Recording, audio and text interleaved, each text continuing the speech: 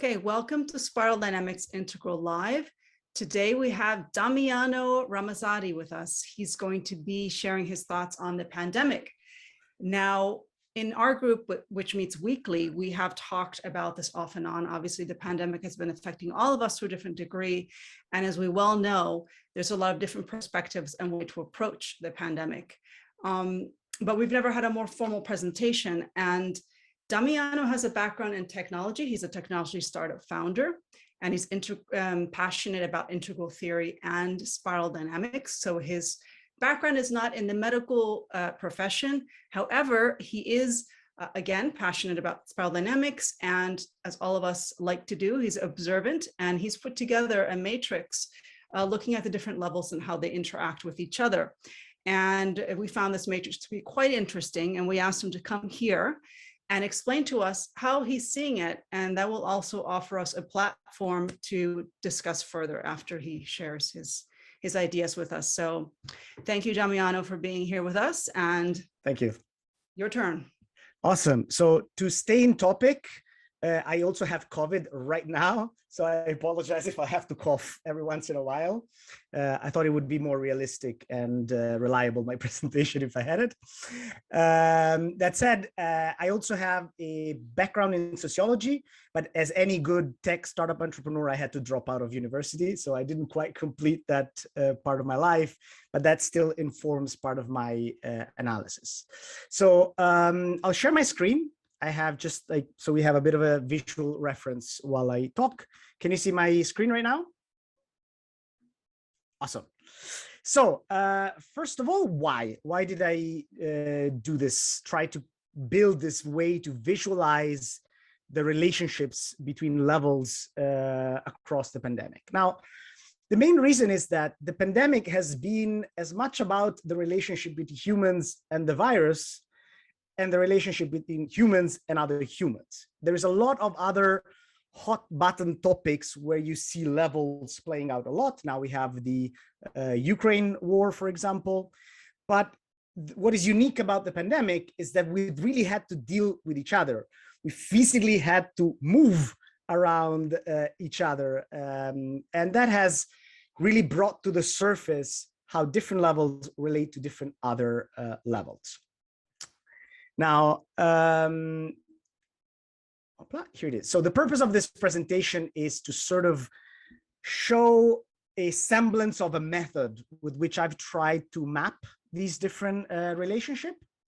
Then I've picked 4 key relationships that I thought were interesting examples to better see how we can apply this method in practice. And then we can obviously look at any level-to-level relationship that we find more interesting and explore them together. So I would definitely ask you in the back of your mind while I talk, if there is any particular stage that you felt yourself to be struggling with the most during the pandemic, or some stage-to-stage or level-to-level relationship that you would want to explore, keep that in mind so that then maybe at the end of the talk, we can have a discussion about it. Damiano, can I stop you for 1 second, please, and ask you to maximize your screen if that's possible, so we don't see your bottom window bar. Can you hit the green button? The green button, yes, I can do that. Perfect. Okay, thanks. And I can reduce this. Shall I? Do you prefer it like this? Oh, it's perfect. I'll keep it like this so I can see your facial reactions. So here we are. So disclaimer number 1. This is not based on data. These are probably educated guesses based on theory. They're either a set of hypotheses that to be validated would require a more quantitative approach, or a model for other people to formulate their own hypotheses. So this is really speculation. Disclaimer number 2, obviously you all know level labeling is very tricky. Multiple people have different lines of development that grow and express themselves at different stages. It's an issue that is ripe with bias, which is also something that we will tackle. So I will use levels to just outline the salient features that emerge within relationships without assuming that people are just within one block at the same time. So that said, here is the glorious levels matrix, which is nothing other than a matrix with the levels on the left-hand side, so purple, red, blue, orange, green, yellow. On the left-hand side, you have sort of the observer, and then on the right-hand side, you have the level that is being looked at. The reason for this, so you may have a little bit of doubling because you have, green looking at orange and orange looking at green, but I've kept it like this because sometimes there is a little bit of nuance in really outlining how the different levels perceive each other. In exploring and sort of filling these little squares, I've tried to use three main concepts to help me guide my thinking. The first one is, which are the shared values and conflicting values between each two stages at a given time? That helps me get a sense of whether they can be allies, whether they're going to be enemies, or which circumstance can make them either one or the other. The second thing is what I call level lenses, which is the tendency of each level to be able to look at other levels only with the lenses that it has available. So if I've made it only up to red, it's really going to be hard for me to interpret behaviors above red as green or yellow or blue. And so that's something that is going to be very relevant because it helps explain the prejudices that many levels have for each other. And the third one is the preference for each level to overemphasize either a specific quadrant in the integral AQUAL matrix or a specific state, again, referencing to integral theory. Before I continue here, just to show you, this is the glorious matrix. I've built it on a Google Sheet. I will share the link afterwards. But as I mentioned, I don't think it would make sense right now to go through each and every square. If we put 1 minute per square, it will take us 50 minutes to go through all of them. So hopefully we can then check the ones that were interesting, and you can also check the matrix yourself. So let me move back to here. If at any point you need to interrupt me, please do, of course. So let's start by, here's the list of the relationship that I will explore. Blue as it relates to orange or red, using the concept of values. Red and everyone else, especially orange, using the concept of lenses. Green and orange, using the concept of quadrants. And magenta or purple, sorry, I flip-flop between the two color schemes. So purple and everyone else, but especially orange. So I will talk a lot about the relationship between other stages and orange, because obviously orange has been one of the key actors within the pandemic with the vaccine. So here we go. So values. Each level has values that can make it an ally or an enemy of another. So this is an absolutely oversimplified way to portray orange, blue, and red. The point I want to make is when you look at blue, you see that it has two values. One is that it does have kind of a knack for rules and authority. That's how blue emancipated itself from red. It went from egocentric to a more collectivist approach. On the other hand, though, blue hasn't quite made it to scientific and rational thinking. So it holds religion as a core value, which makes it also obviously vaccine hesitant. So depending on which of these two values it has emphasized within the pandemic, it has made it either an enemy or an ally of the other stages. So, because it listens to authority, my doctor told me that I should do the vaccine. I do trust my doctor. I do trust the parishioner maybe that has worked with the doctor to tell me that I should take the vaccine. Then orange will consider me an ally. On the other hand, if I show even the minimum hesitancy, then orange will interpret me as just one of those guys, as an anti-science person. So often The hesitancy or indecisiveness of blue has received a lot of contempt from orange, which has obviously radicalized it more and sort of put it into the hands of red, that was the advocate for freedom and independence in this scheme. So this is just a very oversimplified way to see how you can have two values and you can rely on one or the other to build relationships. One of the core things that has missed is because blue tends to listen to authority, any work with parishioners, any work with local community leaders, any work with figures of authority within a community would have increased the chances of people actually trusting the science and trusting orange and so on and so forth. Orange, on the other hand, has just emancipated itself from blue, historically or personally, and it's just allergic to any semblance of irrationality, which makes this relationship often very conflictual and full of contempt. Does it make sense so far? Okay, so this is the frame of values. Now, the next frame is level lenses. So what I mentioned before is we can only interpret the behavior of other levels with the lenses of the levels that we've been through. So I'll show you here just an example of how I've visually represented. In the same file, in the second tab, I've showed it a little bit like this. So again, mega oversimplification, but you have magenta here that kind of confuses red with magenta if it's his own ally, and everything else is just godless or quasi-godless people. We will explore this later. You have red that either sees things in terms of strength or weakness. So it sees anybody that is limiting their freedom as just another version of itself, and anybody who follows is just weak.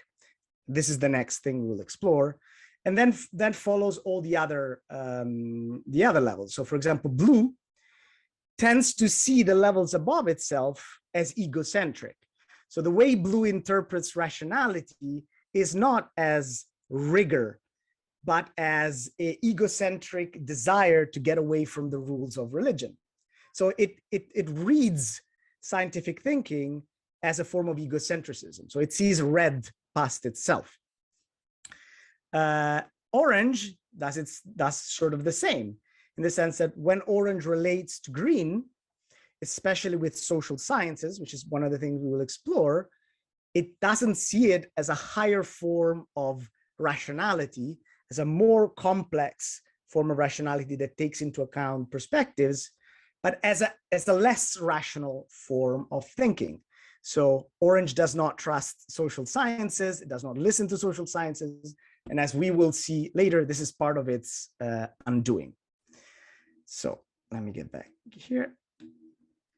So I will take, in explaining this, the example of red, because red has been at the core, especially with the whole anti-mask component and the whole conspiratorial thinking component. Now, as we said, purple, red, no clear lens to interpret what's happening above it. And I was interviewing, I've interviewed about 3 times a friend of mine who happens to be a flat earther. He's even written a book about flat earth, so really serious about this. And so he kind of swings between red and purple. And one of the things that he said that caught my attention was, people are either sheeps or wolves. That was his frame of interpretation. So what that meant is that he assumed that people with power are obviously at red. They obviously have embodied the wolf in them. And people who follow them are weak. They're what came before. Probably he wouldn't use the word, sorry, not magenta, purple, but not red. Now, in this sense, this to me is very interesting, because what's happening is that because a red is inherently egocentric and it looks out for itself, it assumes that anybody in power would be equally self-interested. So in a sense, behind a lot of the conspiratorial thinking, when it comes from red, there is a projection of your own egocentricness. On the other hand, especially when red comes from incredibly poor context of society, what is being projected is power. So you also assume that people above you, they're not just as self-interested as you, but they're orders of magnitude more powerful than you. And so it's obvious that they would use that power against you. So this to me is obviously this issue of level labeling, as we've seen, plays out at all levels. But I felt that when it comes to red, this is almost the most dramatic expression of this process. Now, the third variable is quadrant preference.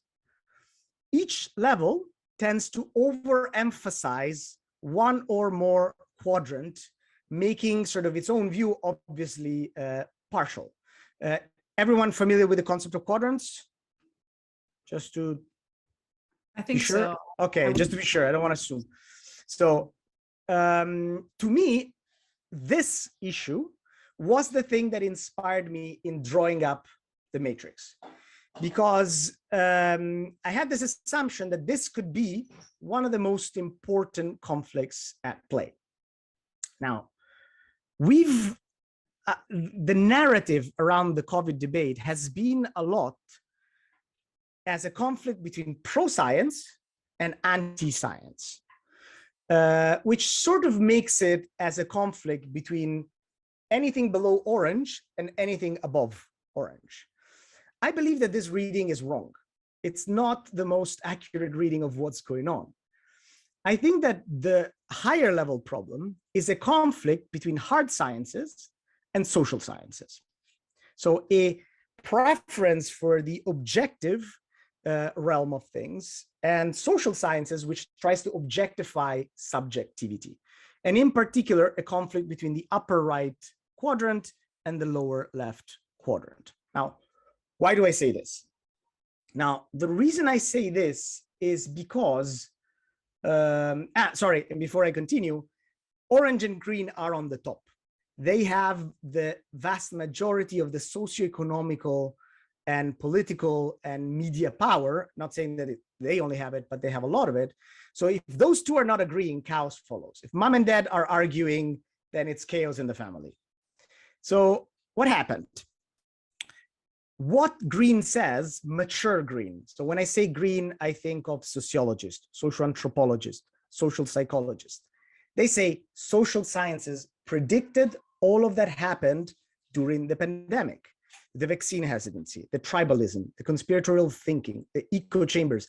We've seen this countless of times in smaller scales in previous situations.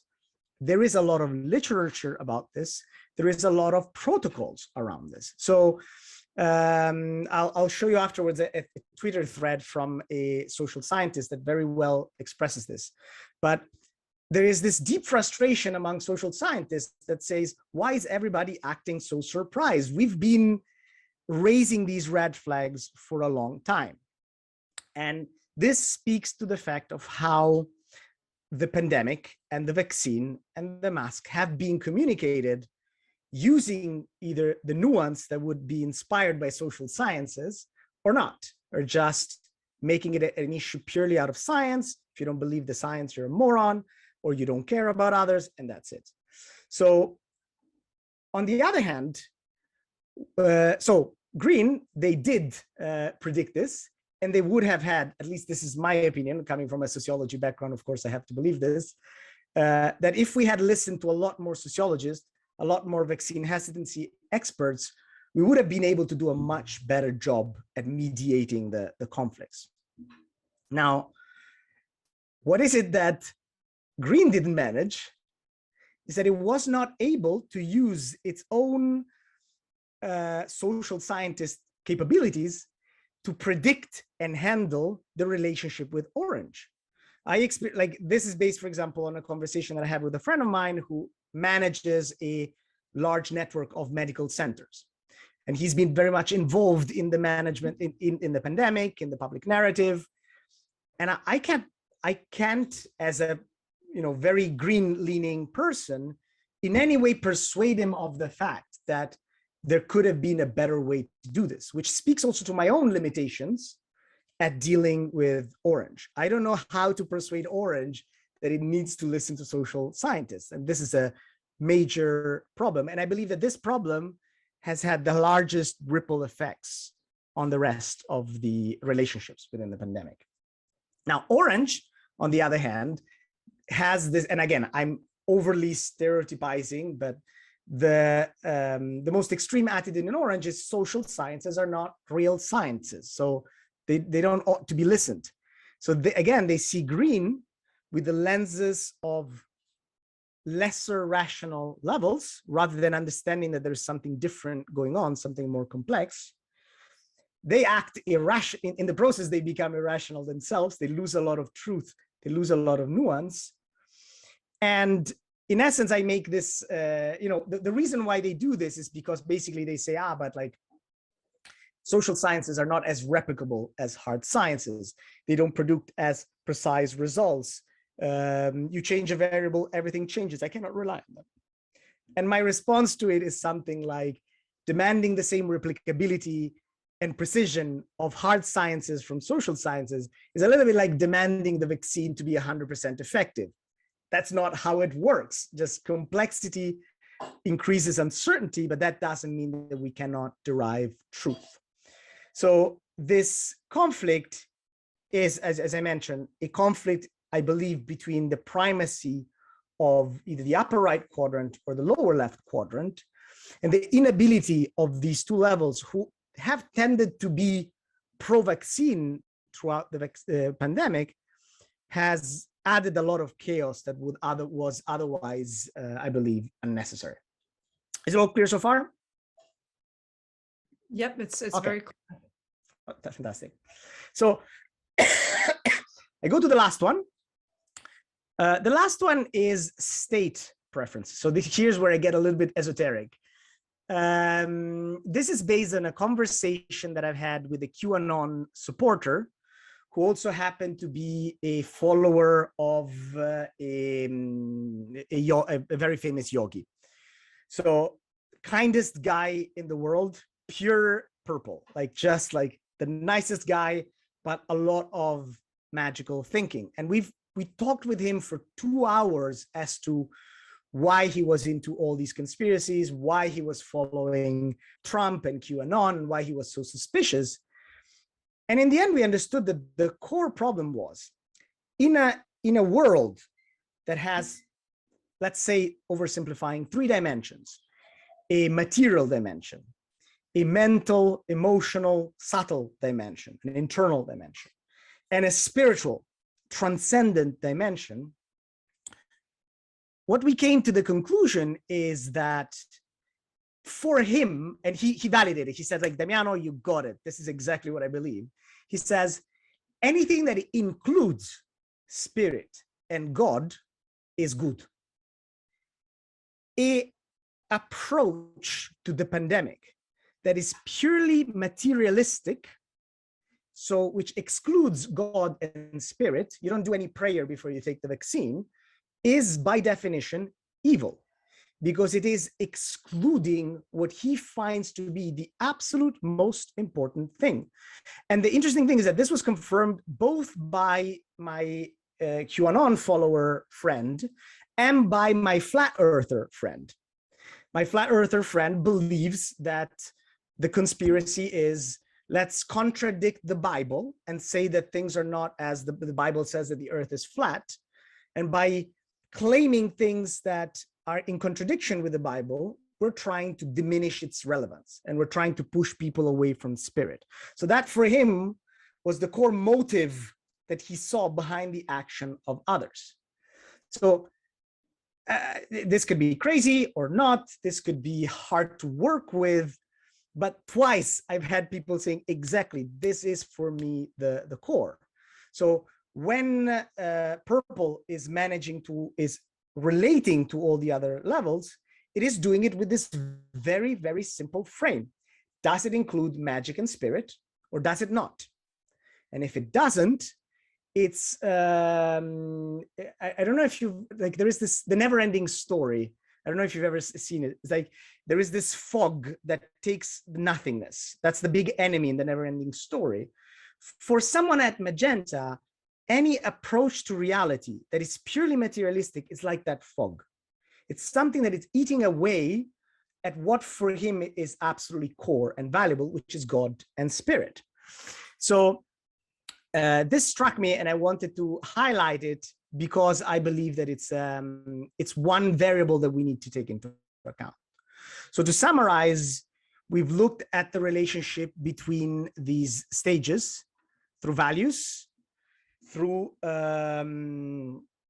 quadrants, through states, and through the lenses that they use to look at each other.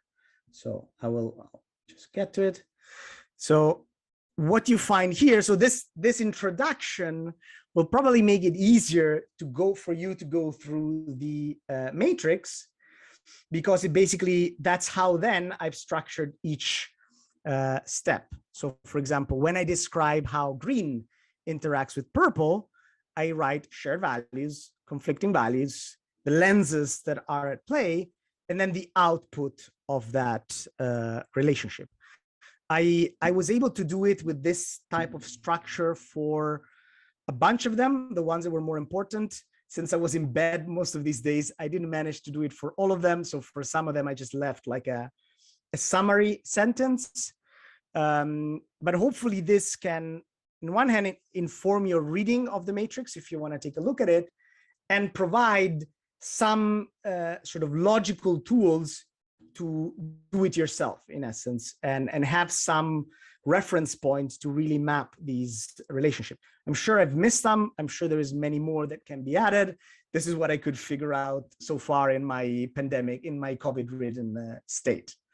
So this is it so far in terms of presentation from me. I wanted to add something also to maybe help make the conversation sort of productive in terms of the initial scope. My question would be, so I have this observation to make, then you tell me what you think.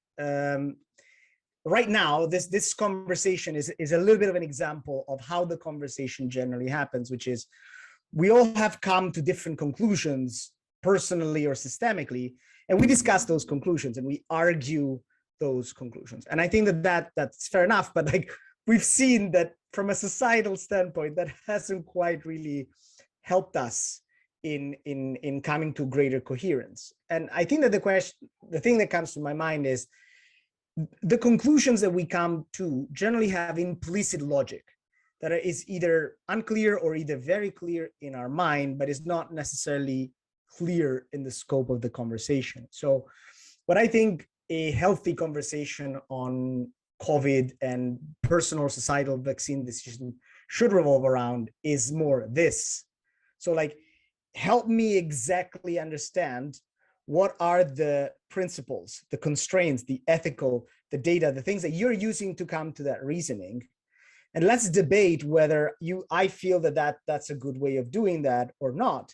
Because if we're able to come to a consensus as to what a methodology is to come to an ethical decision, then the ethical decision falls on its own, given the same premise and data. So my sense is like, I'll make an example.